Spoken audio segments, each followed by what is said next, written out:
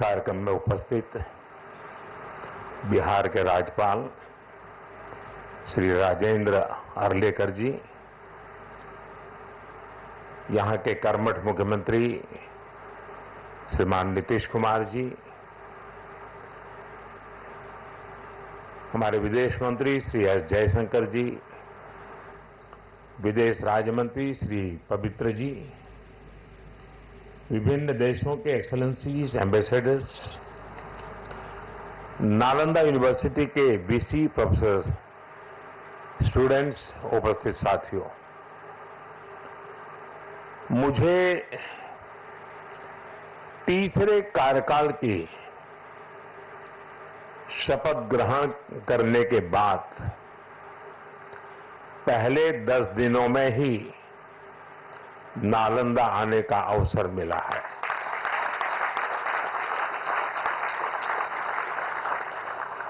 ये मेरा सौभाग्य तो है ही है। मैं इसे भारत की विकास यात्रा के एक शुभ संकेत के रूप में देखता हूं। नालंदा ये केवल नाम नहीं है। नालंदा एक पहचान है, एक सम्मान है।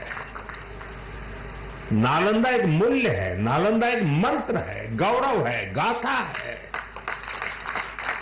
नालंदा है उद्घोष इस सत्य का कि आग की लपटों में पुस्तकें भले जल जाएं, लेकिन आग की लपटें ज्ञान को नहीं मिटा सकती।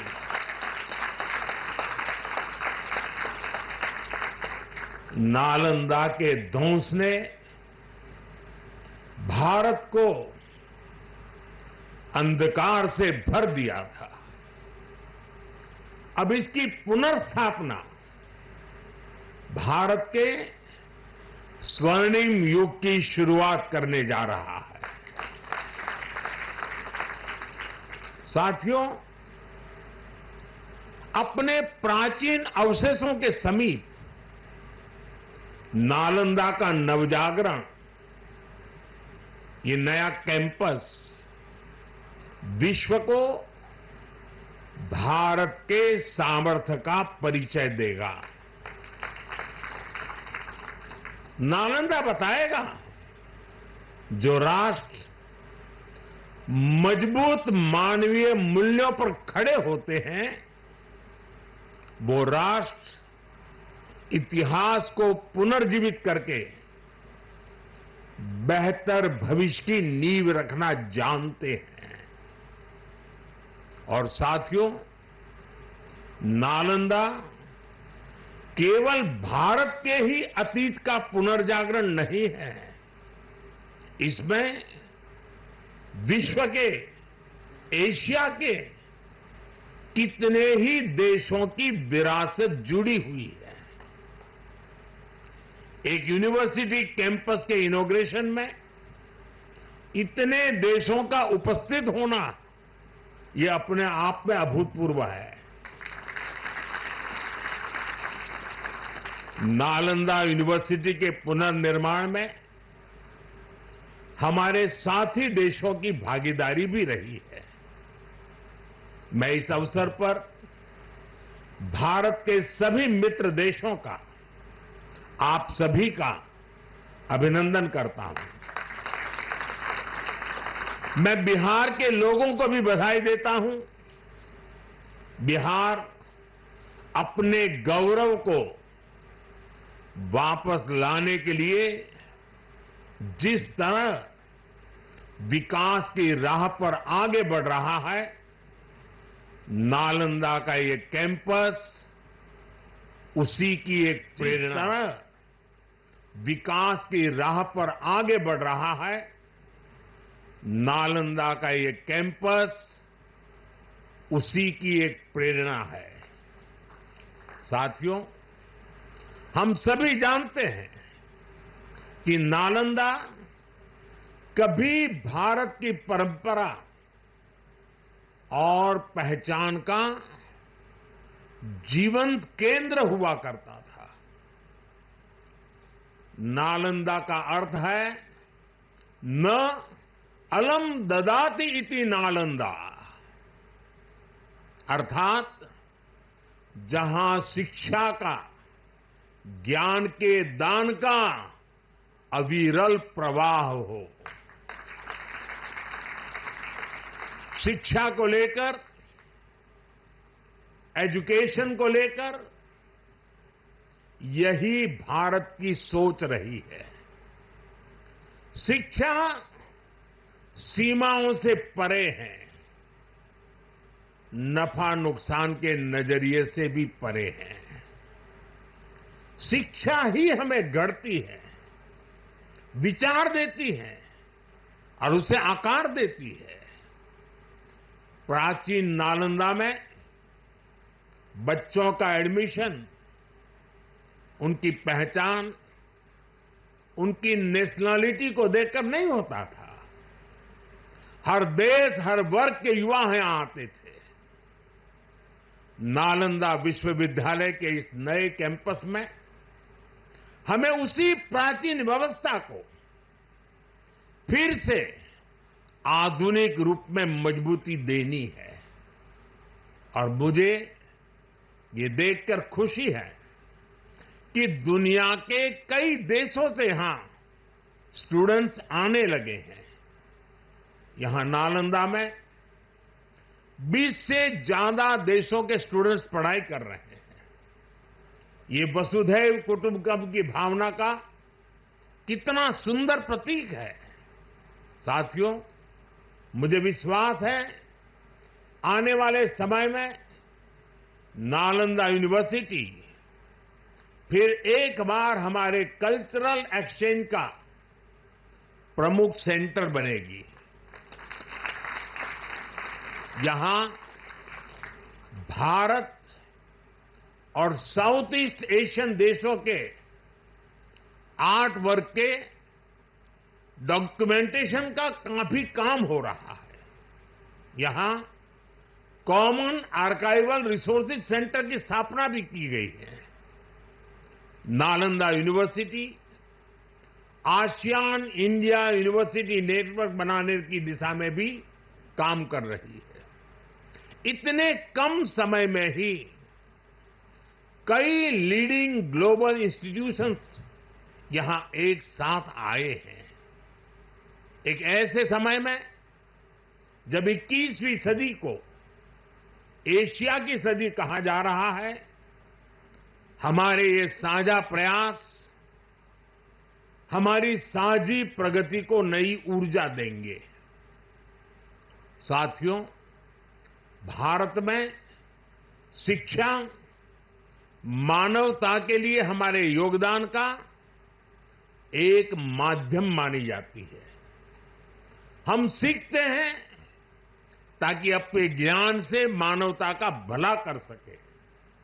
आप देखिए, अभी 2 दिन ही के बाद ही 21 जून को इंटरनेशनल योगा डे है। आज भारत में योग की सैकड़ों विधाएं मौजूद है। हमारे ऋषियों ने कितना गहन शोध इसके लिए किया होगा, लेकिन किसी ने योग पर एकाधिकार नहीं बनाया। आज पूरा विश्व योग को अपना रहा है। योग दिवस एक वैश्विक उत्सव बन गया है। हमने अपने आयुर्वेद को भी पूरे विश्व के साथ साझा किया है। आज आयुर्वेद को स्वस्थ जीवन के एक स्रोत के रूप में देखा जा रहा है। सस्टेनेबल लाइफस्टाइल और सस्टेनेबल डेवलपमेंट का एक और उदाहरण हमारे सामने है। भारत ने सदियों तक सस्टेनेबिलिटी को एक मॉडल के रूप में जीकर दिखाया है। हम प्रगति और पर्यावरण को एक साथ लेकर चले हैं। अपने उन्हीं अनुभवों के आधार पर भारत ने विश्व को मिशन लाइफ जैसा मानवीय विजन दिया है। आज इंटरनेशनल सोलर अलायंस जैसे मंच सुरक्षित भविष्य की उम्मीद बन रहे हैं। नालंदा यूनिवर्सिटी का ये कैंपस भी इसी भावना को आगे बढ़ाता है। ये देश का पहला ऐसा कैंपस है जो net zero energy, net zero emissions, net zero water and net zero waste model पर काम करेगा। अप्प दीपो भव के मंत्र पर चलते हुए कैंपस पूरी मानवता को नया रास्ता दिखाएगा। साथियों, जब शिक्षा का विकास होता है तो अर्थव्यवस्था और संस्कृति की जड़ें भी मजबूत होती है। हम डेवलप कंट्रीज को देखें तो ये पाएंगे वो इकोनॉमिक और कल्चरल लीडर तब बने जब वो एजुकेशनल लीडर्स हुए। आज दुनिया भर के स्टूडेंट्स और ब्राइट माइंड्स उन देशों में जाकर वहां पढ़ना चाहते हैं। कभी ऐसी ही स्थिति हमारे यहां नालंदा और विक्रमशिला जैसे स्थानों में हुआ करती थी। इसलिए ये केवल संयोग नहीं है कि जब भारत शिक्षा में आगे था तब उसका आर्थिक सामर्थ्य भी नई ऊंचाई पर था। ये किसी भी राष्ट्र के विकास के लिए एक बेसिक रोड मैप है। इसलिए 2047 तक विकसित होने के लक्ष्य पर काम कर रहा भारत इसके लिए अपने एजुकेशन सेक्टर को उसका कायाकल्प कर रहा है। मेरा मिशन है कि भारत दुनिया के लिए शिक्षा और ज्ञान का केंद्र बने। मेरा मिशन है भारत की पहचान फिर से दुनिया के सबसे प्रोमिनेंट नॉलेज सेंटर के रूप में उभरे। और इसके लिए भारत आज बहुत कम उम्र से ही अपने स्टूडेंट्स को इनोवेशन की स्पिरिट से जोड़ रहा है। आज एक तरफ 1 करोड़ से ज्यादा बच्चों को अटल टिंकरिंग लैब में लेटेस्ट टेक्नोलॉजी के एक्सपोजर का लाभ मिल रहा है, वहीं दूसरी ओर चंद्रयान और गगनयान जैसे मिशन स्टूडेंट्स में साइंस के प्रति रुचि बढ़ा रहे हैं। इनोवेशन को बढ़ावा देने के लिए भारत ने 1 दशक पहले स्टार्टअप इंडिया मिशन की शुरुआत की थी। तब देश में कुछ 100 ही स्टार्टअप थे, लेकिन आज भारत में 1,30,000 से ज्यादा स्टार्टअप है। पहले की तुलना में आज भारत से रिकॉर्ड पेटेंट फाइल हो रहे हैं, रिसर्च पेपर पब्लिश हो रहे हैं। हमारा जोर अपने यंग इनोवेटर्स को रिसर्च और इनोवेशन के लिए ज्यादा से ज्यादा मौके देने का है। इसके लिए सरकार ने 1 लाख करोड़ रुपए का रिसर्च फंड बनाने की घोषणा भी की है। साथियों, हमारा प्रयास है भारत में दुनिया का सबसे कॉम्प्रिहेंसिव और कंप्लीट स्किलिंग सिस्टम हो। भारत में दुनिया का सबसे advance research oriented higher education system हो। इन सारे प्रयासों के नतीजे भी दिखाई दे रहे हैं। पिछले कुछ सालों में भारतीय यूनिवर्सिटी ने ग्लोबल रैंकिंग में पहले से काफी बेहतर परफॉर्म करना शुरू किया है।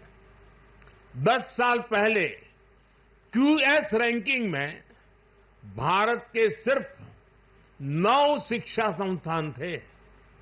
आज इसकी संख्या बढ़कर 46 पहुंच रही है। कुछ दिन पहले ही times higher education impact ranking आई है। कुछ साल पहले तक इस रैंकिंग में भारत के सिर्फ 13 इंस्टीट्यूशंस थे, 13। अब इस ग्लोबल इंपैक्ट रैंकिंग में भारत के करीब 100 शिक्षा संस्थान शामिल हुए हैं। पिछले 10 वर्षों में औसतन भारत में हर सप्ताह एक यूनिवर्सिटी बनी है। भारत में हर दिन एक नई आईटीआई की स्थापना हुई है। हर तीसरे दिन एक अटल टिंकरिंग लैब खोली गई है। भारत में हर दिन 2 नए कॉलेज बने हैं। आज देश में 23 आईआईटीज हैं। 10 साल पहले 13 आईआईएम्स थे, आज ये संख्या 21 है। 10 साल पहले की तुलना में आज करीब 3 गुना यानी कि 22 एम्स है। 10 साल में मेडिकल कॉलेजों की संख्या भी करीब करीब 2 गुनी हो गई है। आज भारत के एजुकेशन सेक्टर में बड़े रिफॉर्म्स हो रहे हैं। नेशनल एजुकेशन पॉलिसी ने भारत के युवाओं के सपनों को नया विस्तार दिया है। भारत की यूनिवर्सिटीज ने फॉरेन यूनिवर्सिटीज के साथ भी कोलैबोरेट करना शुरू कर दिया है। इसके अलावा डीकन और वुलुंगोंग जैसी इंटरनेशनल यूनिवर्सिटीज भी भारत में अपने कैंपस खोल रही है। इन सारे प्रयासों से भारतीय छात्रों को हायर एजुकेशन के लिए भारत में ही सर्वश्रेष्ठ शिक्षा संस्थान उपलब्ध हो रहे हैं।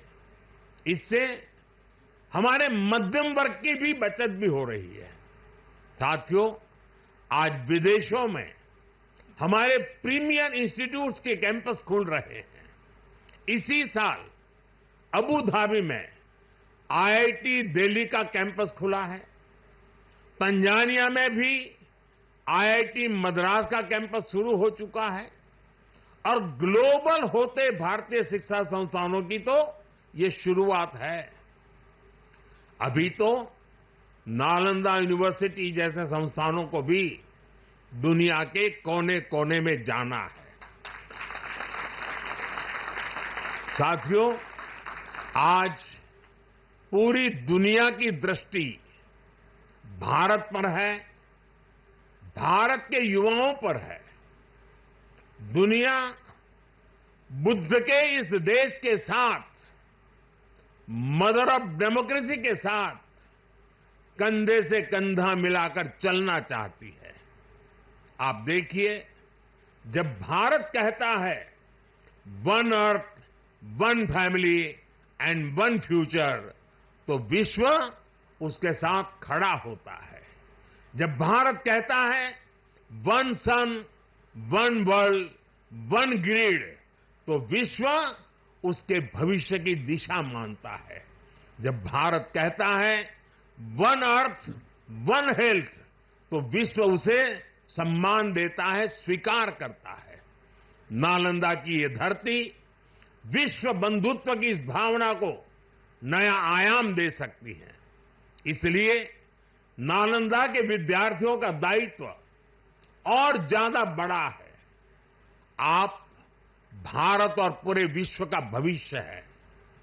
अमृतकाल के 25 साल भारत के युवाओं के लिए बहुत अहम है। ये 25 वर्ष नालंदा विश्वविद्यालय के हर छात्र के लिए भी उतने ही महत्वपूर्ण है। यहां से निकलकर आप जिस भी क्षेत्र में जाएं, आप पर अपनी यूनिवर्सिटी के मानवीय मूल्यों की मुहर दिखनी चाहिए। आपका जो लोगो है, उसका संदेश हमेशा याद रखिएगा। आप लोग इसे नालंदा वे कहते हैं ना।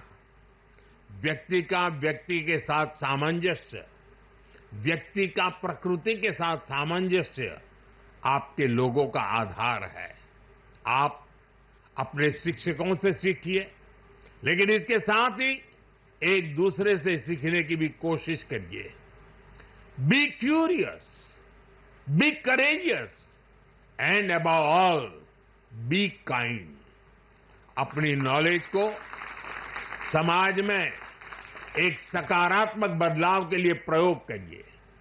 अपनी नॉलेज से बेहतर भविष्य का निर्माण करिए। नालंदा का गौरव, हमारे भारत का गौरव आपकी सफलता से तय होगा। मुझे विश्वास है आपके ज्ञान से पूरी मानवता को दिशा मिलेगी। मुझे विश्वास है हमारे युवा आने वाले समय में पूरे विश्व को नेतृत्व देंगे।